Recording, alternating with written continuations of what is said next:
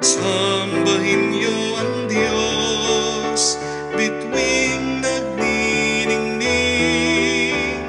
Sambahin niyo ang Diyos, dagat, bundok, halaman at hayop.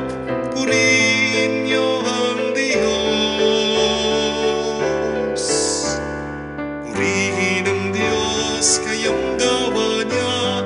Umawit ng bagong kanta. Purihin ang Diyos, kayong anghel niya. Hipanin niyo ang trumpeta.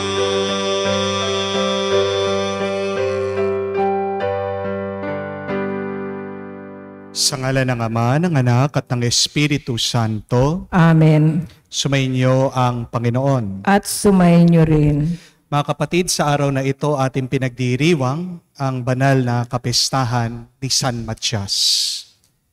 Si San Matias ay nag-umpisa bilang isang alagad ng ating Panginoong Hesukristo. Pero dahil sa pagpapakamatay ni Judas, kailangan nilang punuin ang kanyang lugar para mabuo maging 12 or 12 ang mga apostol. Kaya naman napili si San Matias sa tulong ng grasya ng Diyos bilang kapalit ni Judas. Mula sa pagiging alagad, siya'y naging apostol. Ang isang alagad ay tagasunod. Ang apostol naman ay sinusugo. Tayong lahat ay alagad ng Panginoon. Pero pagdating ng araw, tayo din ay tinatawag at tinahamon. Sinusugo niya tayo para makatulong tayo na maibalik naman natin ang ibang kaluluwa mas malapit sa Kanya. Pero hindi tayo magiging apostol ng Panginoon kung una, hindi tayo nananatili sa Kanya, at pangalawa, kung hindi natin nararanasan ang Kanyang muling pagkabuhay. Si San Matias, mula nung umpisa pa, nung pagkabinyag ng ating Panginoong Hesukristo, kasama na ng mga apostol. At isa din siya sa mga nakasaksi sa muling pagkabuhay ng ating Panginoon. Nag-uumpisa ang ating misyon sa ating ugnayan sa Diyos. At tayo ay nagkakamali at nagkakasala dahil nagkukulang tayo sa ating pagmamahal sa Diyos. Aminin natin ang ating mga pagkakasala, pagkakamali, mga pagkakataong nagkulang tayo sa pagmamahal natin sa Kanya at sa ating mga kapwa para tayo ay makita kahit nakakaunti lang maging karapat dapat tanggap sa mga banal na misteryo. Inaamin ko Sa makapangyarihang Diyos at sa inyo mga kapatid, na lubha kong nagkasala sa isip, sa salita, sa gawa at sa aking pagkukulang. Kaya'y sinasamo ko sa mahal na Birheng Maria, sa lahat ng mga anghel at mga banal, at sa inyo mga kapatid, na ako'y ipanalangin sa Panginoong ating Diyos. Kaawaan tayo na makapangyarihang Diyos, patawarin tayo sa ating mga kasalanan, patnubayan tayo sa buhay na walang hanggan. Amen. Panginoon, kaawaan mo kami. Panginoon, kaawaan mo kami. Kristo, kaawaan mo kami. Kristo, kaawaan mo kami. Panginoon, kaawaan mo kami. Panginoon, kaawaan mo kami.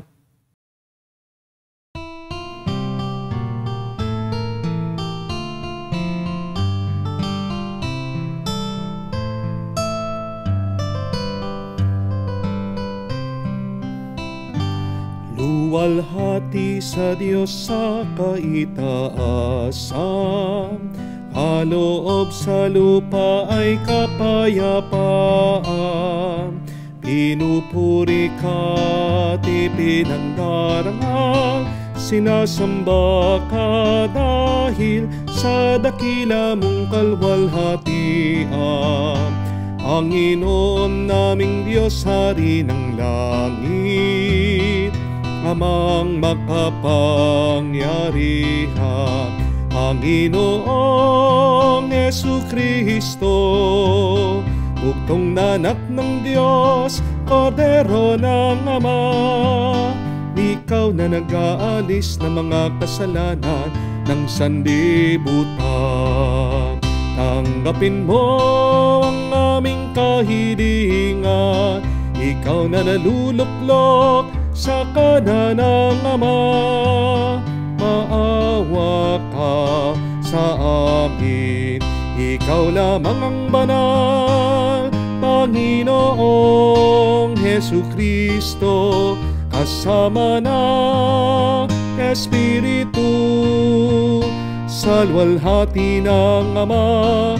Amen, amen, amen, amen.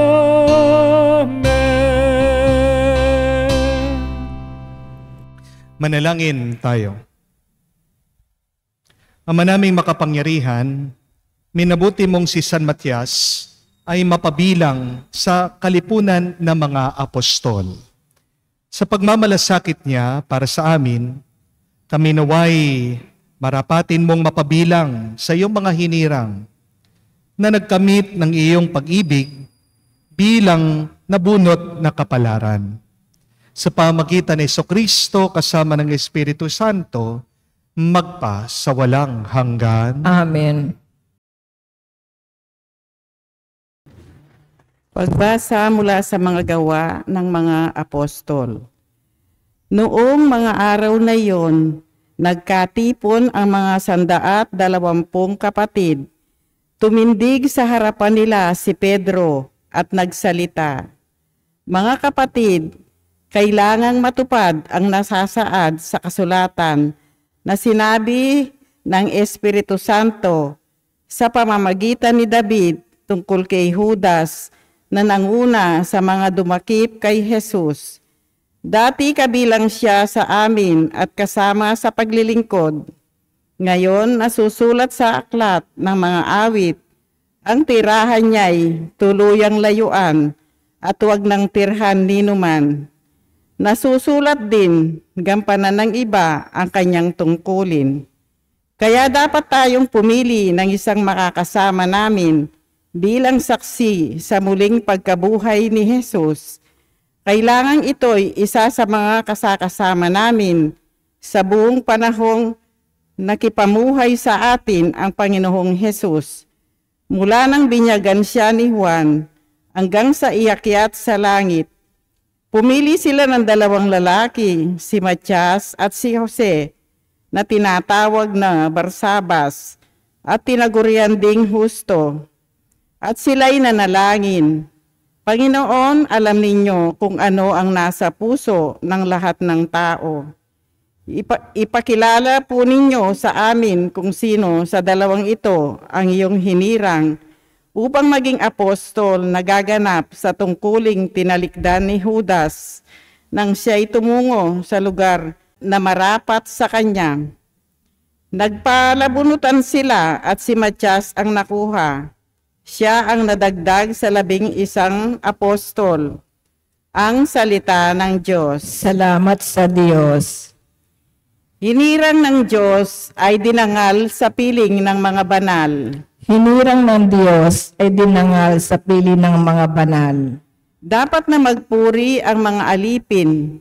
Ang ngalan ng poon ay dapat purihin. Ang kanyang pangalan ay papurihan. Magmula ngayon, magpakailanman. Hinirang ng Diyos ay dinangal sa piling ng mga banal. Buhat sa silangan hanggang sa kanluran, ang ngalan ng poon, pupurihing tunay. Siya'y naghahari sa lahat ng bansa. Lampas pa sa langit ang pagkadakila. Hinirang ng Diyos ay dinangal sa piling ng mga banal. Walang makatulad ang Panginoong Diyos na sa kalangitan doon naluluklok. Buhat sa itaas siya'y tumutunghaw.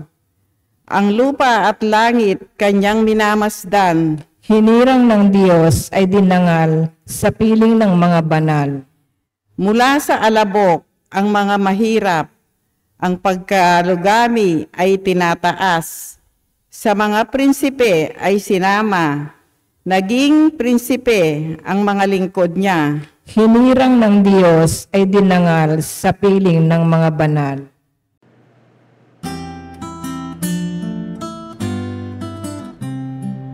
Alleluia, alleluia, alleluia, alleluia,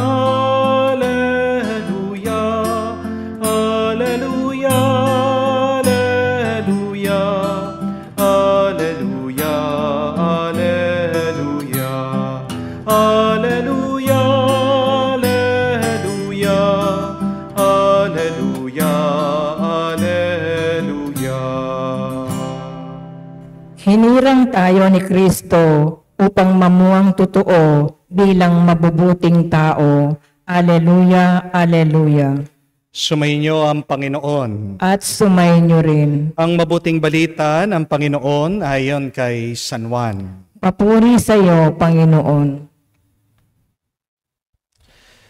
Nung panong yun, sinabi ni Jesus sa kanya malagad, kung paanong iniibig ako ng Ama, gayon din naman iniibig ko kayo.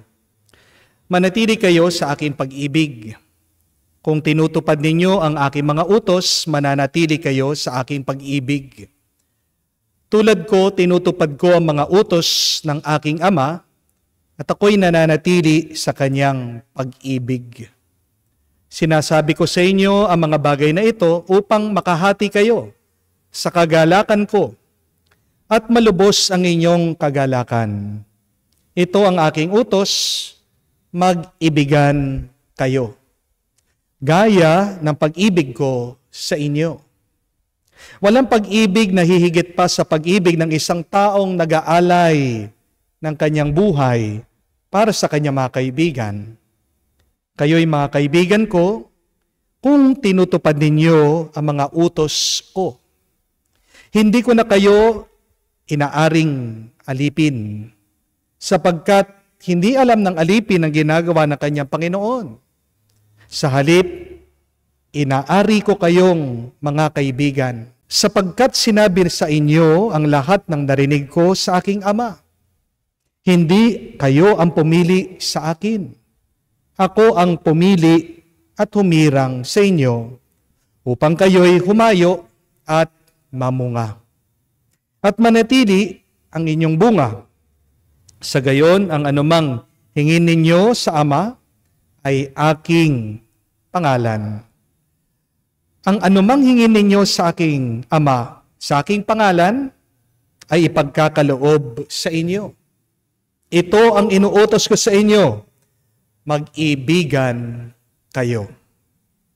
Mga kapatid, ang mabuting balita ng ating Panginoon. Pinupuri ka namin, Panginoong Heso Kristo. Magandang araw po muli sa inyong lahat.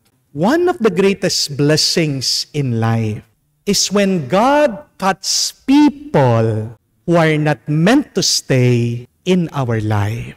Opo, masakit ang iwan ng ibang tao. Pero, hindi aalisin ng Diyos ang isang tao sa buhay mo kung wala namang itong kapalit na mas mabuti para sa iyo. Remember that, my dear friends, God will never remove something until He has something better coming.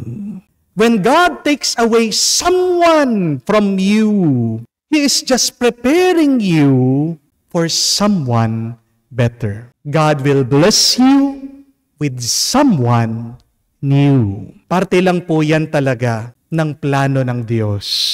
Believe, my dear friends, God will only remove it so that He can improve it.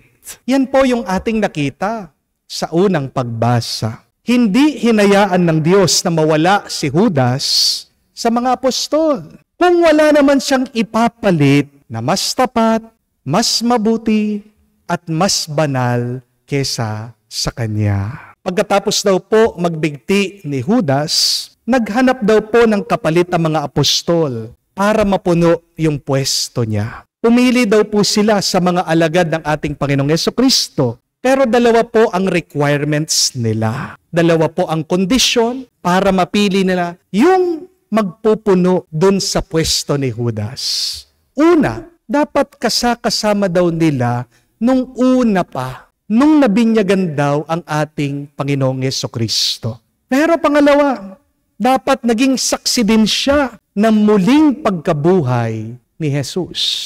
Pagkatapos daw po magdasal at magbunutan ng mga apostoles, sa pamamagitan po ng tulong din ng Diyos, hinirang, pinili si San Matias. And Saint Matthias was really a big improvement from Judas. Kung natatandaan niyo po, sino ba si Judas? Nangungupit daw siya dun sa kaban nila. Magnanakaw siya. Napakakwenta pa niya. Wala naman po siya talagang malasakit sa mga naghihirap. Ang iniisip lang niya, yung sarili niya. Pero itong si San Matias, ayon po sa kasaysayan, nung tinuloy na po niya ang misyon ng pagpapahayag ng pananampalataya tungkol sa ating Panginoong Jesucristo, nakarating daw po siya sa mga taong kumakain ng tao, mga cannibals. Pero hindi po siya natakot. Buong tapang pa rin niya ginawa ang kanyang misyon. At kahit po pinako siya sa krus, hindi po siya umatras.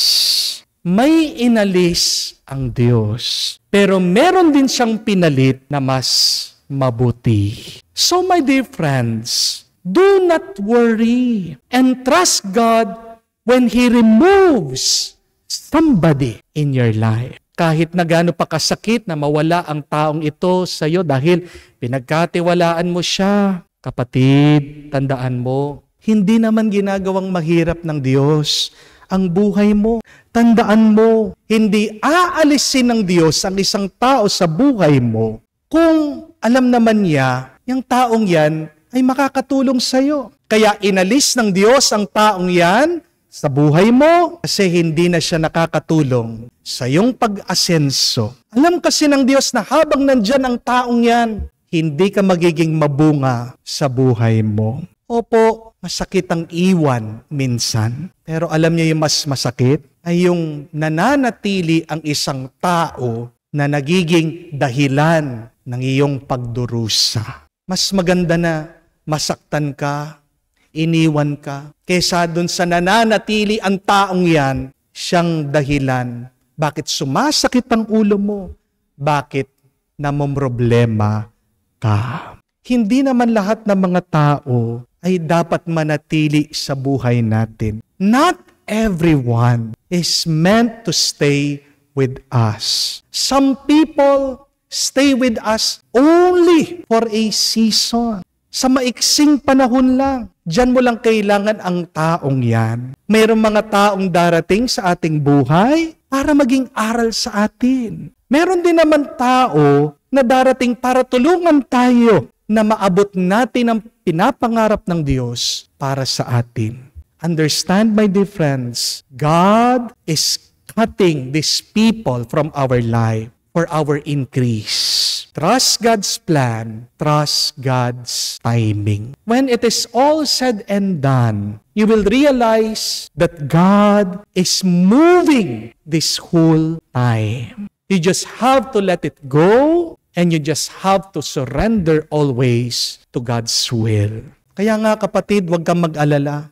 Kung man naudlot, di natuloy ang project mo o dyan sa negosyo mo, magtiwala ka. May mas maganda pang negosyo, mas maganda pang project na niluluto ang Diyos para sa iyo. Huwag kang malungkot, kapatid. Nawalan ka ng pera, matuto ka sa pagkakamali mo. Dahil sa susunod, ang darating sa iyo, sobra-sobra pa. Kung man pinagtaksilan ka ng isang tao, mismong kaibigan mo, o baka asawa mo, makikita mo naman yung mga taong talagang concerned sa iyo Meron pa rin naman matitira sa buhay mo at yung mga nananatili dyan ay mga tunay na nagmamahal sa iyo. Amen? Magpapadala at magpapadala pa rin ng mga mababait at mabubuting tao ang Diyos para pasayahin ka, para tulungan ka, para maging mas banal ang iyong pagkatao. Naalala ko po, 6 years ago, pagkadating ko pa lang po dito sa parokya, ang dami pong nag-resign sa aking mga nagsaserve sa simbahan. Napakasakit po ng loob ko nun. Nag-uumpisa pa lang po ako, ilang months pa lang po, bigla ba naman akong iniwan? Wala man paliwanag bakit umalis sila. Hanggang ngayon, hindi pa rin po bumabalik sa simbahan. Hindi ko alam ang dahilan bakit umalis sila. Sinusubukan ko pong kausapin, ayaw naman akong kausapin. Nagdadasal po ako sa Diyos kung bakit tinitignan ko, sinusuri ko ang aking sariling, aking pag-uugali. Di ko naman po makita kung anong aking pagkakamali. Ilang months pa lang ako, meron na silang hindi gusto sa akin. Kaya hinayaan ko na lang po. Sinuko ko ito sa Diyos. Pero alam niyo po kung ano napansin ko, kahit na may umalis, ang dami naman palang pumalit. At yung mga pumalit, mas magaling, mas masipag, mas mabait kaysa doon sa mga umalis. Buti na lang umalis sila. Kasi kung nanatili sila, hindi papasok yung mga para talagang makakatulong sa akin. When God removes people in our lives, it is to protect us. Believe that when God removes, He also restores. And when God cuts it, He improves it. Gumagalaw palagi ang Diyos. Meron siyang palaging ginagawa. Kailangan lang nating makiisa sa Kanya, kailangan lang nating makiugnay sa Kanya, kailangan nating makisama sa Kanya para magkatotoo ang kagustuhan niya sa mundo. Magdasal po tayo, mga kapatid, kay San Matias. Huwag sana tayong masyadong malungkot kung merong mga taong aalis sa ating buhay. Sa tamang panahon, maayos din ang lahat at magiging mabuti din ang lahat sa tulong at grasya ng Diyos. Amen. Tumayo po tayo, alay po natin sa Diyos ang ating mga dasal at panalangin at ating sabihin, Panginoon, dinggin mo kami. Panginoon, dinggin mo kami, ang Santo Papa, Leo XIV at mga obispo, naway patnubayan ng Espiritu ng karunungan, lalo na sa kanilang paglilingkod bilang mga pastol ng simbahan. Manalangin tayo sa Panginoon. Panginoon, dinggin mo kami. Ang mga may kapangyarihan, naway maging masigasig sa pagtupad ng kanilang pangakong tutulong sa pagliligtas ng mga kaluluwa. Manalangin tayo sa Panginoon. Panginoon, dinggin mo kami. Ang bokasyon ng pagpapari at pagiging relihiyoso sa ating pamayanan at pamilya naway dumami. Manalangin tayo sa Panginoon. Panginoon, dinggin mo kami. Sa katahimikan po ng ating puso, banggitin din natin sa Diyos ang ating mga personal na pangangailangan.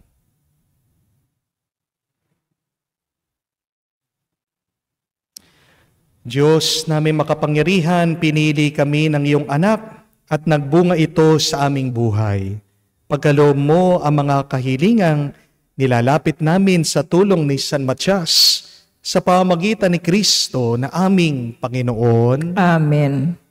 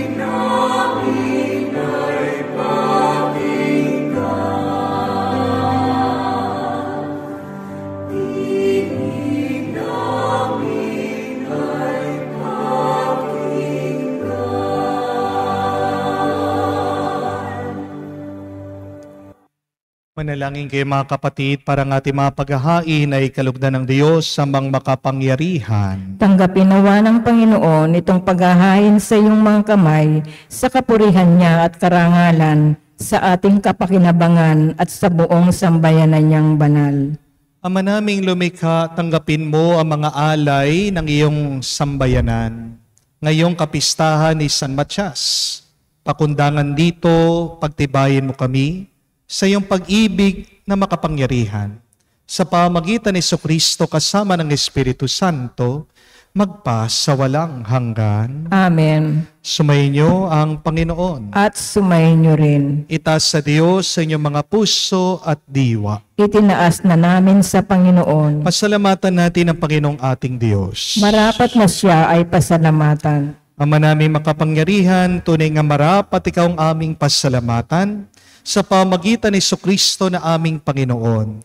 Tinatag niya ang iyong sambayanan at ang mga apostol ay saligat katuwang sa pagpapanatili ng iyong pagmamahal na di magwawakas kailanman.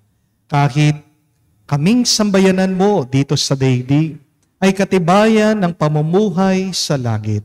Kami naririto ang tagapaghiwatig sa pagkakaisa ng tanan ng iyong pag-ibig.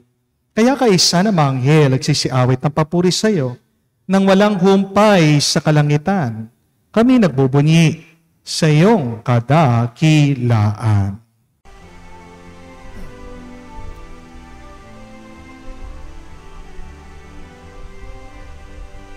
Santo, Santo, Santo, Panginoong Diyos ng mga hukbo, napupuno ang langit at lupa ng kadakilaan mo. Hosana, Hosana, sa kaitaasan, pinagpala ang naparirito sa ngalan ng Panginoon. Hosana, Hosana, sa kaitaasan. Hosana, Hosana, sa kaitaasan.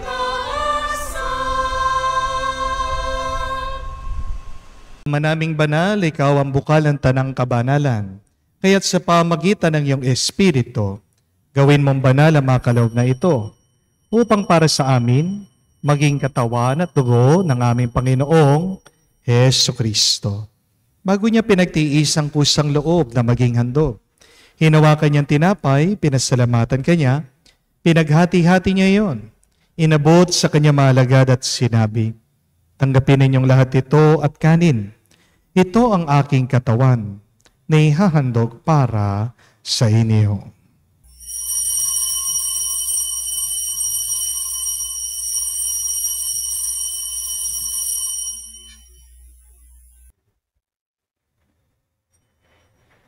Gayon din naman na matapos ang hapunan, hinawakan niyang kalis.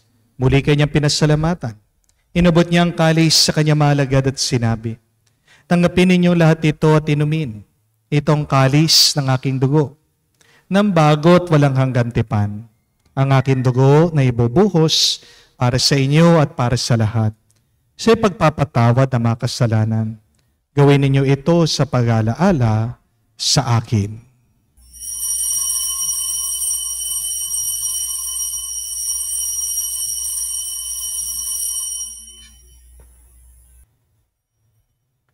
Ang misteryo ng pananampalataya. Aming ipinahayag na namatay ang iyong anak, nabuhay bilang Mesiyas at magbabalik sa wakas para mahayag sa lahat. Ama, ginagawa namin ngayon ang pag-alaala sa pagkamatay at muling pagkabuhay ng iyong anak. Kaya tinialay namin sa iyo, tinapay nagbibigay buhay, at ang kalis sa nagkakaloob ng kaligtasan. Kami nagpapasalamat dahil kami yung minarapat na tumayo sa harap mo para maglingkod sa iyo. Sinasamo namin kami magsalo-salo sa katawan at tugon ni Kristo ay mabuklod sa pagkakaisa sa pamagitan ng Espiritu Santo. Amalingapin mong iyong simbahan, laganap sa buong daigdig. Puspusin mo kami sa pag-ibig. Kaisa ni Leo, ang aming Santo Papa, si Florentino, aming Arsobispo at ng Tanang Kaparian. Alalahanin mo rin ang aming mga kapatid na nahimlay may pag-asang sila'y muling mabubuhay. Gayon din naman lahat ng mga pumanaw. Kahawan mo't sila't patuloyin sa iyong kaliwanagan. Kahawan mo't pagindapatin kaming lahat na makasalo sa iyong buhay na walang wakas. Kaisa na Mahala Birhen Maria, Ina ng Diyos, kaisa ni San Jose, ang kanyang malwalhating esposo, ay isa ng mga apostol, lahat ng mga banal, na namuhay dito sa daigdig na kalugod-lugod sa iyo. May pagdiwang nawa namin ang pagpupuri sa ikararangal mo sa pamagitan ng iyong anak, aming Panginoong Heso Kristo. Sa pamamagitan ni Kristo, kasama niya at sa Kaniya, ang lahat ng parangal at papuri ay sa iyo, Diyos Ama, makapangyarihan, kasama ng Espiritu Santo, magpasawalang hanggan. Amen, amen, amen. Sa nakakagaling na utos sa turo ni Jesus sa Panginoon natin na Diyos, ipahayag natin ang lakas loob.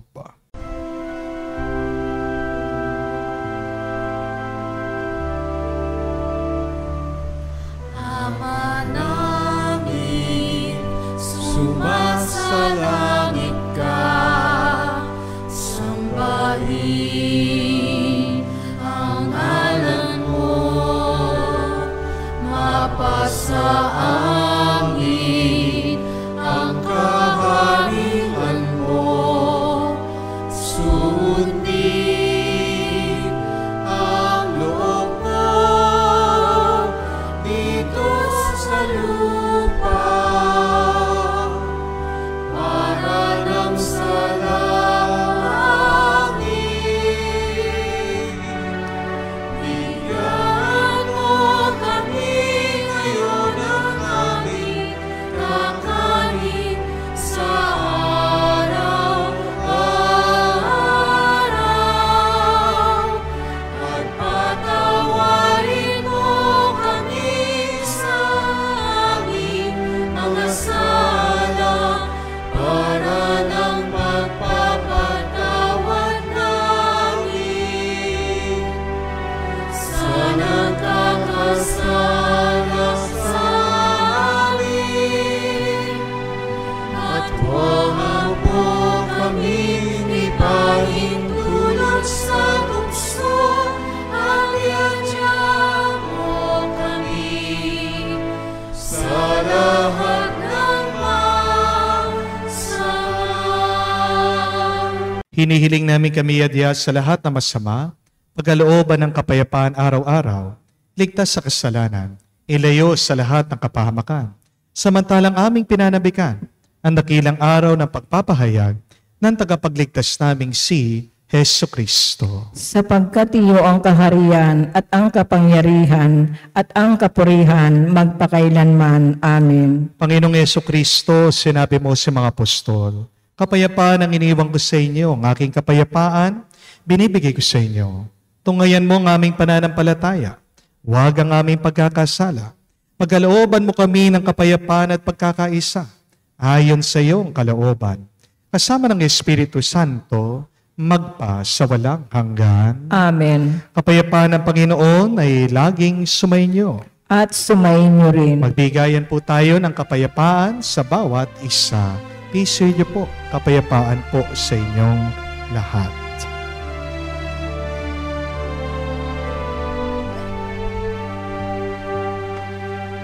Kordero ng Diyos na nag-aalis ng mga kasalanan ng sanlibutan,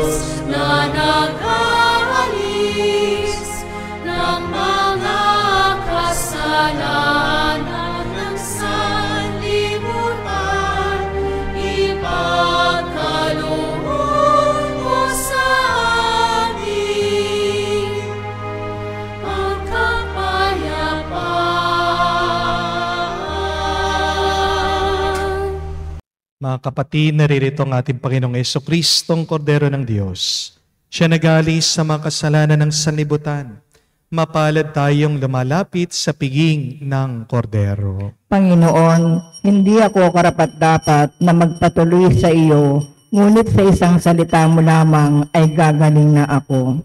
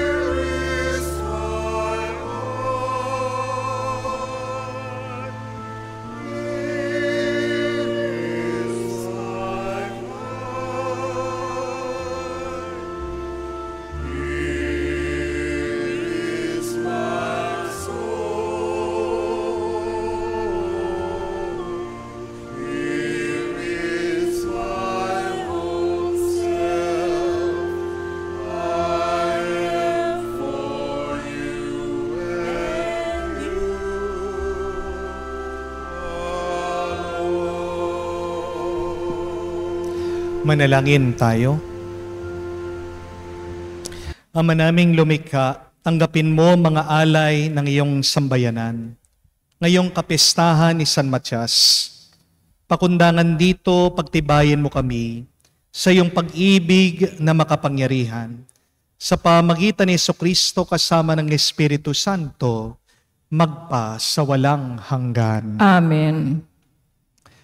Sometimes it is a blessing when people cut their relationship from us. Not everybody is meant to stay.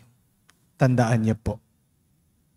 Hindi lahat ng mga dumarating sa buhay mo ay dapat manatili kasama mo hanggang buhay ka pa. Kahit na masakit sa'yo, pasalamat ka sa Diyos. Kung man iniwan ka, kahit na minahal mo, kahit na binigay mo, lahat-lahat sa taong yan, kasama pa rin yan sa plano ng Diyos. Magtiwala ka, may ipapalit ang Diyos na mas mabuti at mas maganda. When God cuts it, He is improving it. Sino yung mga taong iniwang ka? Sino yung mga taong lumayo sa iyo? Kahit na alam mo, ginawa mo, ang the best mo, ginawa mo, pinakamabuti mo, minahal mo pa rin sila, pero iniwan ka pa rin, binaliwala ka pa rin. Ang assignment po natin ay pagdasal natin sila. Pray for them still. Pray for them as the intercession of Saint Matthias to change the minds of these people. Kung makikita niyo pong larawan ni San Matias, meron siyang daladalang palakol. At baka hindi niya po alam ito. Si San Matias po, ang patron saint ng mga adik. Siya po ang patron saint ng mga may kagustuhang magbagong buhay. Kaya nga sa mga rehab center, ang kanila pong patron saint, may larawan sila palagi ni San Matias. So, ang problema ay hindi ang tao. Ang problema ay yung ugali ng tao. Kaya, dapat kung galit ka, huwag kang magalit doon sa tao. Magalit ka doon sa ugali ng tao, doon sa masamang ugali niya. Kung ayaw mo naman lumayo, ayaw mo mawala ang taong ito dahil talagang mahal na mahal mo siya, then ask the intercession of Saint Matthias to chop off, no? Putulin ano man yung masamang ugali niya.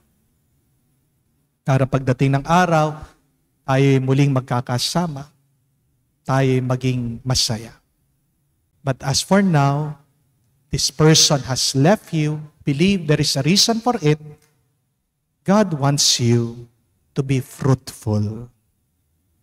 Sumayin niyo ang Panginoon. At sumayin niyo rin. At kayo ay basbasan ng Diyos, makapangyarihan sa lahat. Sa ngalan ng Ama, ng Anak, ng Espiritu Santo. Amen. Ang ating misa ay natapos na. Humayo kayo sa kapayapaan ni Kristo. Salamat sa Diyos.